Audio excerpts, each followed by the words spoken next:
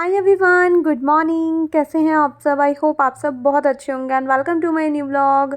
Just मैंने अपने लिए फ्रूट्स की पूरी प्लेट कट करी थी और बाहर भैया आ गए थे बनाना वगैरह लेकर के। तो बनाना ख़त्म होने वाले थे, तो एक दिन ना पहले मैं एडवांस लेकर के रख देती हूँ, वरना फिर ना वो बहुत ज़्यादा रॉ से होते हैं और खाने में अच्छे नहीं लगते। तो 5 टाइप के फ्रूट्स आज मैंने अपने लिए कट करे थे। पॉमग्रेनेट था, गुआवा था। गुआवा का ना जो भी सीड बॉल होता है पूरा वो मैं निकाल देती हूँ, तो मतलब उसकी जो सिर्फ स्किन स्किन होती है ना वो मैं खाती हूँ। बाकी जो सीड बॉल होती है वो मैं सारी निकाल देती हूँ। और बनाना था, ऑरेंज थे, चीकू थे। और यहाँ पे बैठ कर के मैं अपने फ्रूट्स इंजॉय कर रही थी। जो भी मतलब फेवरेट्स फ्रूट होते हैं ना 4 to 5 टाइप्स के, वो मैं कट कर लेती हूँ। वैसे तो एप्पल भी था, बट एप्पल खाने का आज मेरे को मन नहीं कर रहा था, तो इसलिए मैंने अपने लिए एप्पल कट नहीं कर रहा था। चीकू लिए थे कल, और चीकू ना काफ़ी मीठे मीठे से होते हैं, वो मेरे को बहुत अच्छे लगते हैं। तो आज चीकू थे, इसलिए मैंने एप्पल को रिप्लेस कर दिया था चीकू के साथ। मैं ना थोड़ा ट्राई करती हूँ अलग अलग टाइप के। जैसे आज मैंने ये वाला फ्रूट ऐड करा है, तो मैं मतलब मिक्स एंड मैच करती रहती हूँ। कॉन्टिन्यू मतलब एक ही फ्रूट पे स्टिक नहीं करती हूँ कि डेली वही सेम सेम खाना है, तो चेंज करती रहती हूँ। और उसके बाद यहाँ पे मनीष भी अपना रेडी हो गए थे नहा धो करके, उनके लिए यहाँ पे मैं खाना वाना लगा रही थी। और मैंने मनीष को बोला था कि ये ना माला वगैरह, मतलब जो भी हमने ये आर्टिफिशियल फ्लावर्स वगैरह यूज़ करे थे ना मंदिर डेकोर करने में दिवाली पे, वो सब निकाल दो। क्योंकि फिर मंदिर को क्लीन करने में ना, जैसे डस्टिंग वगैरह करने में थोड़ी सी प्रॉब्लम आती है। पूरा स्पेस जो है वो पूरा उन्होंने आर्टिफिशियल फ्लावर्स ने ले लिया है, तो वो भी उन्होंने निकाल दिए थे। और उसके बाद फिर खाना खाने के बाद मनीष को मीठा खाने की हैबिट है, तो मीठे में ना कल रात को ही मैंने ऐसे सडन प्लान बना था, तो मैंने थोड़ा सा ना गाजर का हलवा बनाया था। मावा वगैरह मैंने कुछ भी नहीं डाला था, प्लेन फुल क्रीम दूध में बनाया था, और थोड़ा सा बटर रखा हुआ था वो डाल दिया था। और घी वगैरह थोड़ा सा ज़्यादा यूज़ करा था, क्योंकि ऐसी चीज़ों में थोड़ा घी वगैरह की क्वांटिटी अगर अच्छी होती है ना, तो खाने का टेस्ट काफ़ी अच्छा आता है।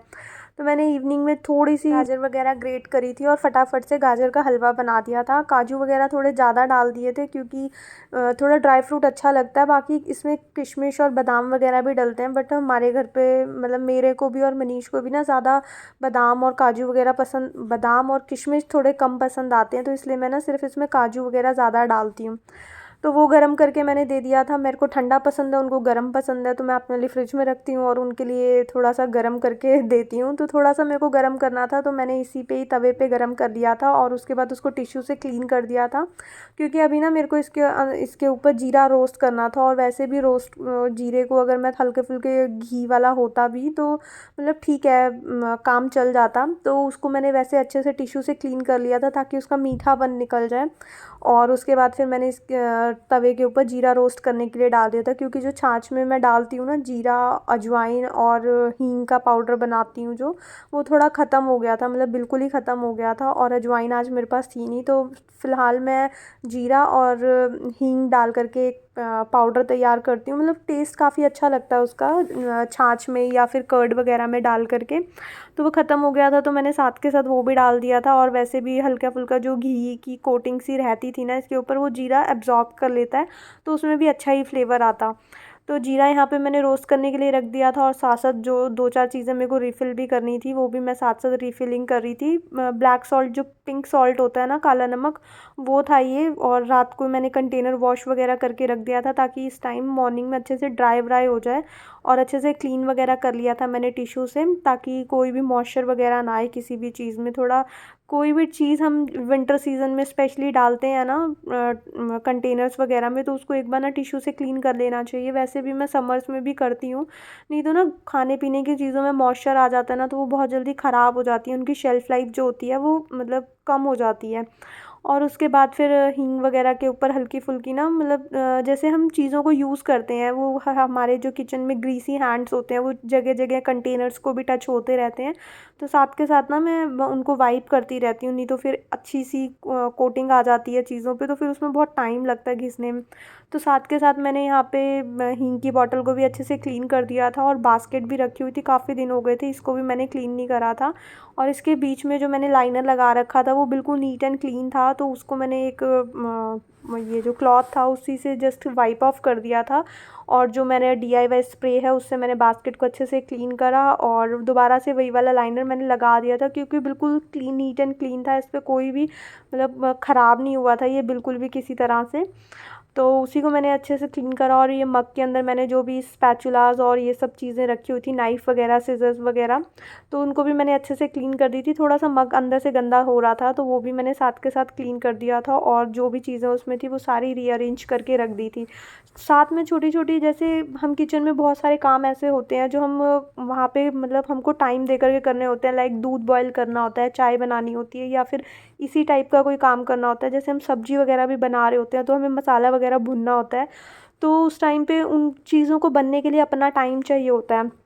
तो साथ के साथ ये वाला जो एक्स्ट्रा काम होता है ना, मैं साथ के साथ निपटा लेती हूँ, ताकि मेरे को स्पेशल एक किचन क्लीनिंग ना निकालनी पड़े। अभी काफ़ी सारे खड़े खड़े मैंने यहाँ पे वाइप ऑफ कर दी हैं चीज़ें, ताकि जो भी हल्की फुल्की गंदी हुई है ना वो साथ के साथ क्लीन हो जाए। और इतने मेरा यहाँ पे जीरा वगैरह भी जो मैंने रोस्ट करने के लिए रखा था वो भी हो गया था, और पूरी बास्केट जितना भी उसमें सामान था वो भी सारी मैंने वाइप ऑफ करके जो DIY स्प्रे था उससे क्लीन कर दी थी। इससे जो भी हल्की फुल्की ग्रीसीनेस आती है ना लिड्स के ऊपर या बॉटल्स के ऊपर, वो सारी बहुत अच्छे से क्लीन हो जाती है। और नेक्स्ट टाइम जब हम डीप क्लीनिंग करते हैं तो बहुत ज़्यादा ईजी हो जाती हैं हमारे लिए चीज़ें, बिल्कुल भी टाइम नहीं लगता, फटाफट से। और जब हमारी चीज़ें हमारे अकॉर्डिंग बहुत हैंडी रहती हैं ना, मतलब ईज़ी होता है उनको एक्सेस करना और ईज़ी होता है उनको क्लीन करना, तो काम करने में भी बहुत ज़्यादा मज़ा आता है।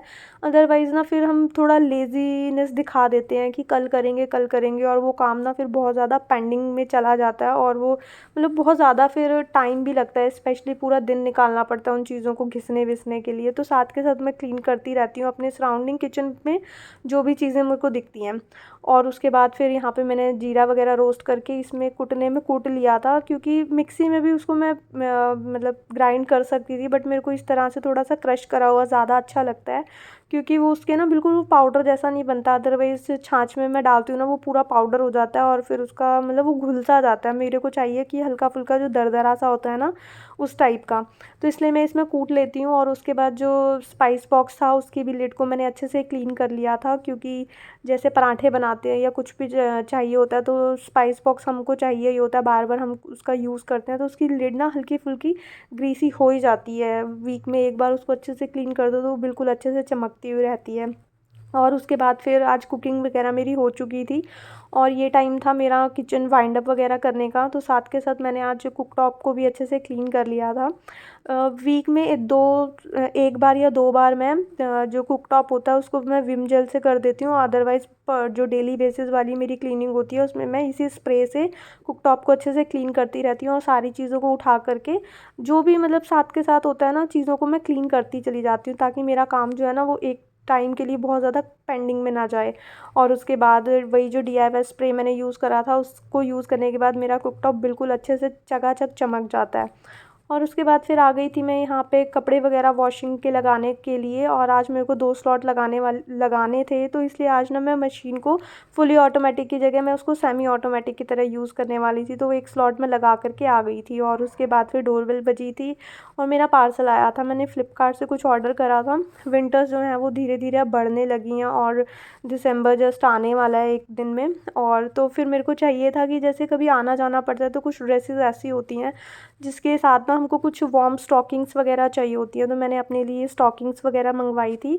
इससे हमारे फीट्स वगैरह भी बिल्कुल कवर हो जाते हैं, और इसकी क्वालिटी काफ़ी अच्छी आई थी। मतलब जो इसकी अंदर से फ्लीस वगैरह की क्वालिटी थी ना वो काफ़ी अच्छी थी, और काफ़ी वार्म और कोज़ी कोज़ी सी लग रही थी। तो ये मैंने अपने लिए ऑर्डर करी थी, और अभी साइज़ वगैरह मैंने इसका चेक नहीं करा था, क्योंकि जस्ट अभी आई थी, और अभी उसके बाद भी अभी मैं वॉइस ओवर कर रही हूँ, तो अभी भी मैं चेक नहीं करा था, इसलिए मेरे को अभी आइडिया नहीं है कि साइज़ में ये कैसी है। बाकी इसकी क्वालिटी काफ़ी अच्छी आई थी। तो वो मैं दोबारा से मैंने उसको पैक वैक करके रख दिया था, और उसके बाद दोबारा मैं आ गई थी बेडरूम में दोबारा। मतलब काफ़ी सारे चक्कर लगते ही रहते हैं।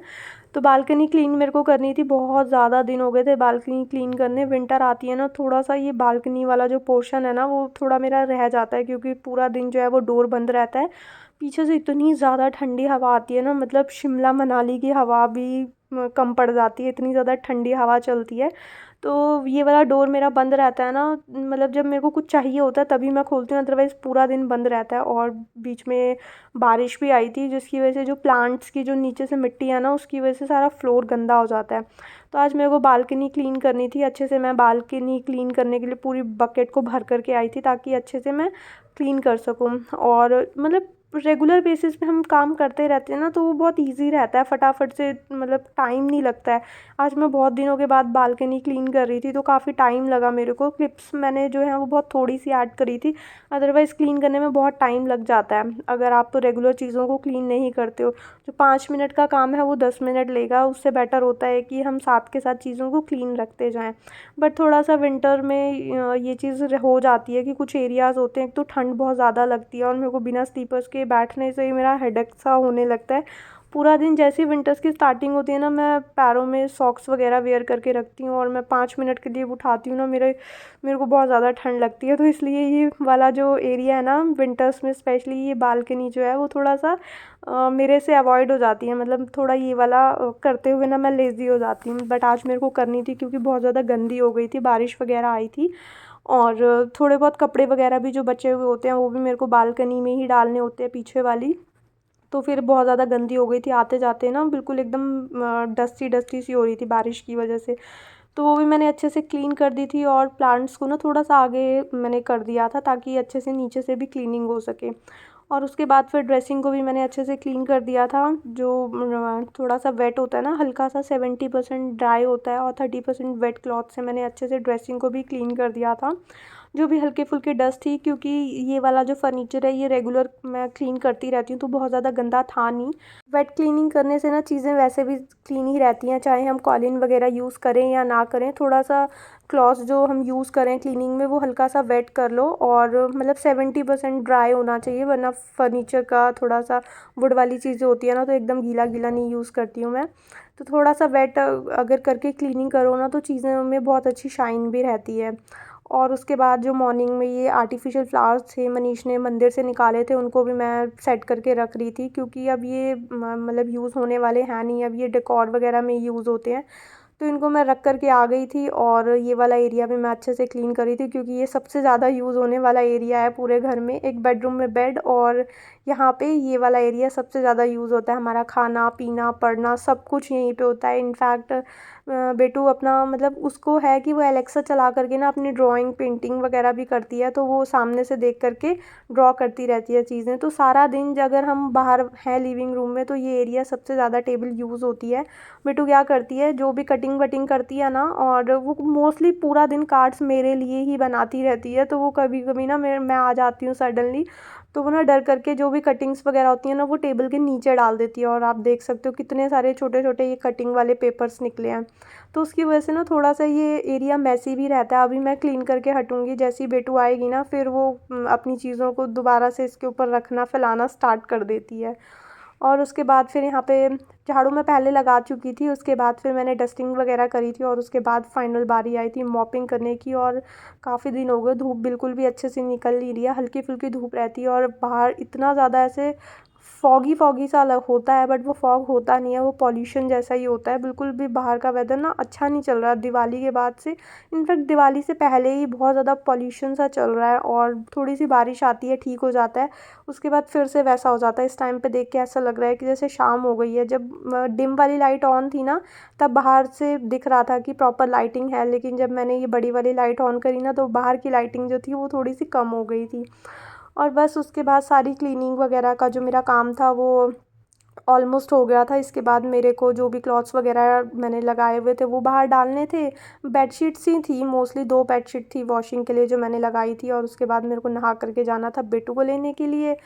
और बस आज का व्लॉग मैं यहीं पे एंड करती हूँ। आई होप आपको ये व्लॉग अच्छा लगा होगा। अगर आपको ये व्लॉग अच्छा लगे तो उसको लाइक शेयर एंड सब्सक्राइब जरूर करना। मिलेंगे एक न्यू वीडियो में, till then take care friends, bye bye.